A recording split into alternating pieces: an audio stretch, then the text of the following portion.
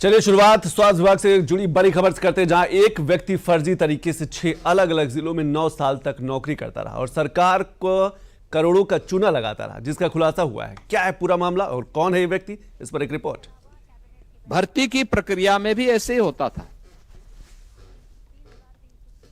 और किस प्रकार की भर्तियां होती थी। हमें बहुत सारी भर्तियों को उस समय सीबीआई को देना पड़ा था। इस समय आप देख रहे होंगे एक व्यक्ति 8 जगह में नाम लिखा करके पैसा लिए जा रहा था। वो तो जब जांच में सामने आया तब पता लग रहा है।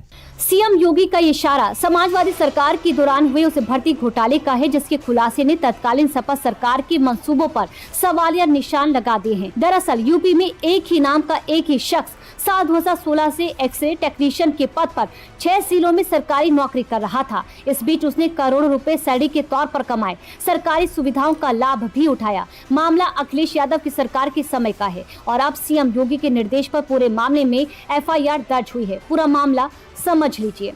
साल 2016 में अखिलेश सरकार के समय यूपीएसएससी के जरिए 403 टेक्नीशियनों की भर्ती हुई। 403 टेक्नीशियनों की भर्ती लिस्ट में 80वें नंबर पर अर्पित सिंह ने साल 2016 में नौकरी पाई। साल 2016 में अर्पित सिंह ने हाथरस सीएमओ के अधीन तैनाती पाई, लेकिन हाथरस के अलावा अर्पित सिंह फर्रुखाबाद, बांदा, बलरामपुर, बदायूं, रामपुर और शामली में भी नौकरी कर रहा था। अर्पित सिंह नाम के इस शख्स का नाम, जन्मतिथि और पिता का नाम सभी रिकॉर्ड में समान पाया गया, लेकिन इसके बावजूद वे 6 अलग अलग जिलों में एक ही समय पर नियुक्त था। मामला उजागर होने के बाद सीएम योगी के निर्देश पर लखनऊ में एफआईआर दर्ज की गई। पुलिस का कहना है कि मानव संपदा पोर्टल पर डिजिटल रजिस्ट्रेशन के दौरान फर्जीवाड़ा पकड़ा गया। इस मामले की जांच सीबीआई पहले ही कर रही है।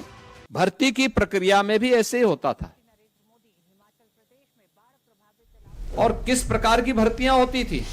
हमें बहुत सारी भर्तियों को उस समय सीबीआई को देना पड़ा था। इस समय आप देख रहे होंगे एक व्यक्ति 8 जगह में नाम लिखा करके पैसा लिए जा रहा था। वो तो जब जांच में सामने आया तब पता लग रहा है। ये कौन लोग हैं? ये वही लोग हैं जो एक परिवार के लोग पैसा लेकर के और ये भर्ती करते थे और उत्तर प्रदेश की जनता को इस प्रकार के लूटते थे। जो लूट आज उस रूप में देखने को मिली, वो भर्ती 2016 की भर्ती है वो, और जांच करवाई थी हम लोगों ने। चल रही है जांच अभी। वो जांच समय पे हो जाएगी तो बहुत सारे ऐसे महाभारत के रिश्ते अब बाकी का जीवन जेल में ही बिताने के लिए मजबूर होंगे।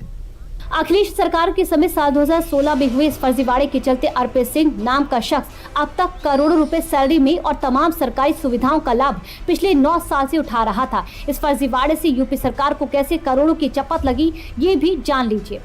अर्पित सिंह हर महीने 69,595 रुपए वेतन ले रहा था। एक साल में सिर्फ एक जिले से ही 8,35,140 रुपए की सैलरी ली गई। 9 सालों में केवल एक जिले से 75,16,260 रुपए का भुगतान हो चुका है। अगर 6 जिलों के सभी अर्पित सिंह के वेतन को जोड़े तो लगभग 4.5 करोड़ रुपए का वेतन फर्जीवाड़े की भेंट चढ़ा।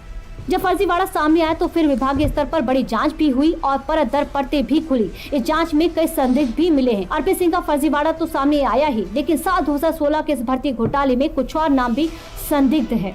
जांच के दौरान अर्पित और अंकित के नाम से 6 टेक्नीशियन को संदिग्ध माना गया। अंकुर नाम से 2 टेक्नीशियन को भी जांच में संदिग्ध माना गया है। केस में तत्कालीन डीजी हेल्थ डायरेक्टर और ज्वाइंट डायरेक्टर पैरामेडिकल की नियुक्ति तबादला देखने वाले अधिकारियों से पूछताछ होगी।